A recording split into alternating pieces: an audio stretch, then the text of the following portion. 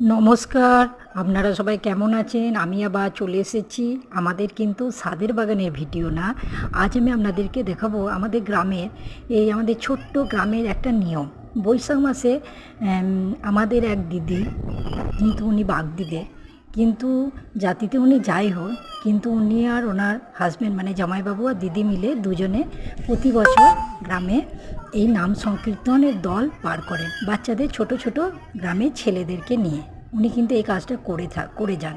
ওনার husband মারা গেছেন, কিন্তু উনি দিদি এখনও পর্যন্ত করছেন। বাচ্চাদের ছোট ছোট ছেলে মেয়েদের নিয়ে বৈশাখ মাস সন্ধেবেলাতে নাম সংকীর্তন করে, এবং যারা বাড়িতে ডাকে তাদের বাড়িতে এসে নাম সংকীর্তন করে, এবং তারা বাচ্চাদের খুশি মতন আমরা কিছু খাবারের ব্যবস্থা করি, বাচ্চাদের হাতে দিই।